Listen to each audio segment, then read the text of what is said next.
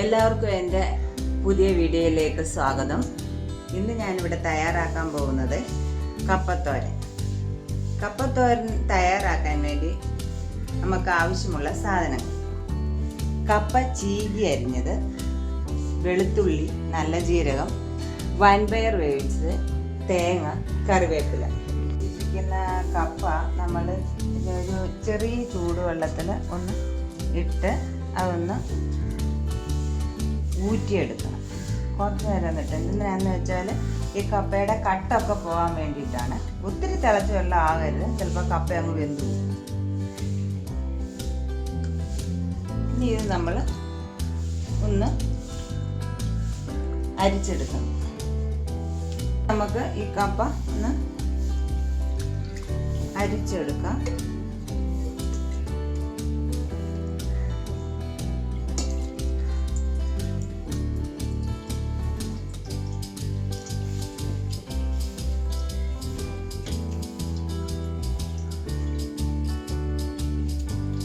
വെള്ളം നല്ലോണം വാർന്നതിന് ശേഷം മാത്രമേ നമ്മൾ കടുക് വറുക്കാനിടാവൂ, ഇല്ലെങ്കിൽ കപ്പ കുഴഞ്ഞു പോകും.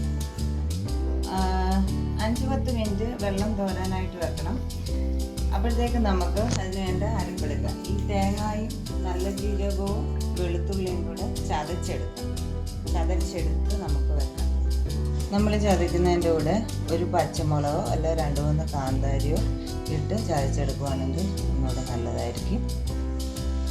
നമ്മൾ കപ്പ തോരൻ വെച്ചിട്ടുണ്ട്, തോർന്നിട്ടുണ്ട്. പക്ഷെ എന്നാലും ചെറിയ വെള്ളമയം പോലുണ്ട്. ഒന്നെങ്കിൽ നമുക്ക് കപ്പ ഇങ്ങനെ ചീക എടുക്കാതെ നമുക്ക് കൊത്തി അരിയാം. ഇനി നമ്മളിത് എന്ത് ചെയ്യണം, വെള്ളമയം ഉണ്ടെങ്കിൽ ഇത് നല്ലോണം ഒന്നുകൂടെ ഞെക്കി പിഴിഞ്ഞ് നമ്മൾ എടുത്തു മാറ്റണം. ഇങ്ങനെ വെള്ളമയം ഇല്ലാതെ നമ്മളിങ്ങനെ എടുക്കണം.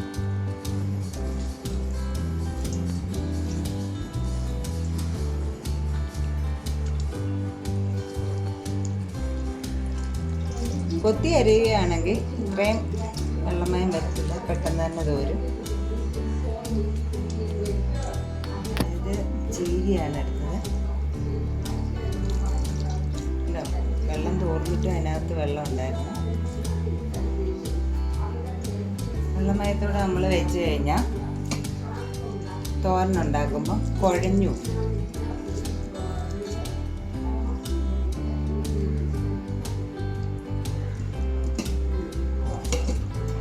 ഇനി നമുക്കിത് കടുക് വറുത്തെടുക്കാം. ഇനി നമുക്ക് കപ്പത്തോരൻ കടുക് വറുക്കാം. അതിന് നമ്മൾ ആദ്യം ചീനിച്ചട്ടി വെച്ച് കുറച്ച് എണ്ണ ഒഴിച്ചിട്ടുണ്ട്. ഇനി അതിലേക്ക് നമ്മൾ കടുകും വറ്റൽമുളകും എല്ലാം ഇട്ട് കൊടുത്ത് പൊട്ടിച്ച് അതിലേക്ക് കപ്പ ചീകിയതിടണം.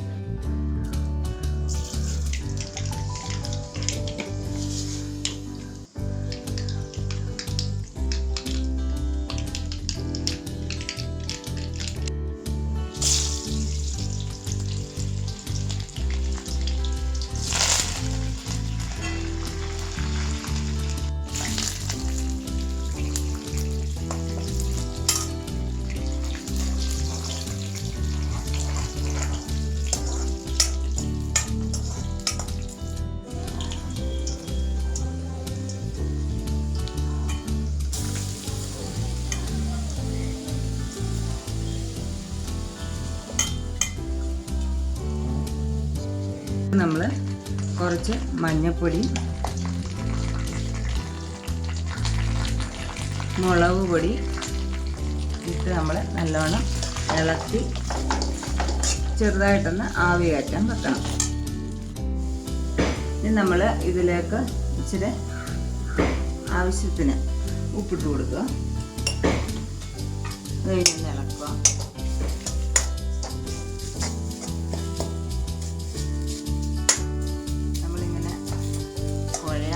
ശ്രദ്ധിക്കണം, ഇത് ചെറുതായിട്ട് ഇങ്ങനെ കൂട്ടം കൂടി ഇങ്ങനെ ഇരിക്കുകയാണ്. അത് നമ്മളിങ്ങനെ നിരത്തി കൊടുക്കണം. ഇനി നമ്മളിതിലേക്ക് വൻപയർ വേവിച്ചിടണം. ഞാനിവിടെ ഒരു 4-5 സ്പൂൺ ഇടുന്നുണ്ട്.